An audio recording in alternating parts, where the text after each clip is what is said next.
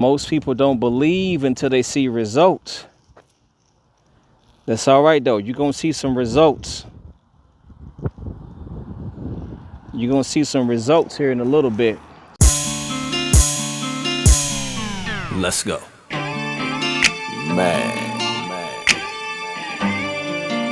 Everything is looking good.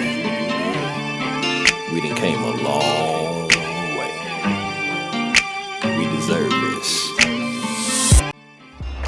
Good morning, good afternoon, good evening, folks. I hope that you all are having a blessed day. Now, let me start off by saying, I know I've been a little MIA. Your brother's been busy, but I want to go ahead and show you what I've been doing. I've been doing a lot of renovations. I've been doing a lot of overseedings, just making people happy. And that's the main thing that I want to do, is I want to make sure that the people whose lawns that I service here currently, that they're happy, that they're good to go, that they love what I'm doing to their lawn. So I'm just going to take you around town and show you a couple of lawns that I've been servicing. I can't show you all of them, but I'm going to show you just a couple. And I'm going to show you everything that's going on with those lawns. I'm going to show you the good spots. I'm going to show you the bad spots. I'm going to show you where we have weeds. I'm going to show you where we have bald spots. And I'm going to show you where squirrels been digging in, because that's what squirrels do right around this time of the year. So let's go ahead and jump on it. I promise I'm going to make it quick. Let's go. So I started this one from scratch. We had a whole bunch of weeds in this. We had a tree that was right there in that area. We got the stump grinded all the way up. I added dirt to kind of level it out a little bit. When I cut this at 3 3/4. As you can see, you can't even see the water hose that is kind of like going through it. It's in need for a cut. It does have some weed pressure in it. I'm not worried about that weed pressure. I got another cut that I can be able to throw on it. I like to at least cut it 3 times before I start spraying herbicides on it. Of course, I'm gonna use a ester base herbicide.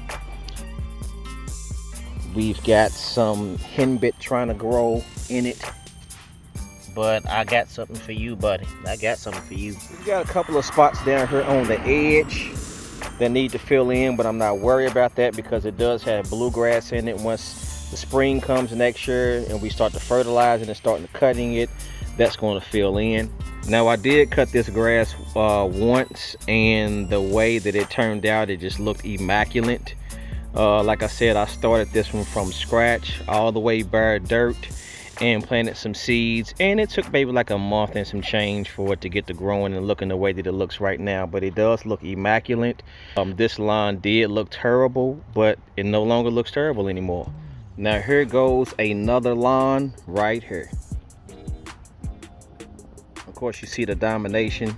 That's something that I believe in. But this lawn right here is a turf type tall fescue. Now this is a shady mix because we have these trees to deal with over here, and it's going to get a lot of shade. Now this lawn here was extremely thin, and the only thing that I did to this lawn is I just overseeded it really good. Put some brand new cultivars in this lawn. I did an aeration on this lawn because it was extremely compacted. So this is what it looks like right now.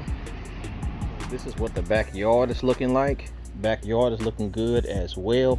I do see that we do have a couple of little bare spots that I will attack in the springtime. This little area right here, of course, you had these little trees. And this little area right here holds a lot of water, so I had to change the watering cycle on this because it was extremely muddy back here. But the grass did fill in from the most part, and it's the same kind of seeds. It still does have like a few weed pressure in it, but like I said, I'm not worried about that. The main thing was just growing the grass. But this is what the backyard looks like. Now these two particular shady lawns for me was a 2-in-1. Both of these lawns are right next door to each other, and both of their lawns connect. Now for this particular lawn right here, the only thing that I had to do was add some dirt to some bumpy areas, and the only thing that I did was I overseeded it. Now the grass did grow in great, but this lawn did have a couple of areas that got severely attacked by some squirrels. So we do have a few bald spots that we're going to have to fill in, and there's a couple of spots where the grass didn't grow. Now this is a fine fescue blend. It doesn't have any bluegrass in it, so it's not going to spread. But in the springtime, I'm going to add some seed to it, and we'll get that seed to go ahead and fill in. Now the lawn right next to it was a total different story. This particular line was reeking with weeds, so I had to take this lawn all the way from scratch, take it all the way down, add some holy water to it, then seed it, and as you can see, everything turned out great. Now this lawn here doesn't have any bald spots in it, but the one thing that's starting to happen to this lawn is it's starting to get attacked by squirrels. Now it doesn't matter if you've done a total renovation, a overseeding, or if you just fertilize your lawn. In the fall time, you're going to get squirrels that is going to dig holes in your lawn. So don't be aggravated about it. It's just something that's naturally going to happen. If they make a big enough mess, just go ahead and apply some seed to it and you'll be fine.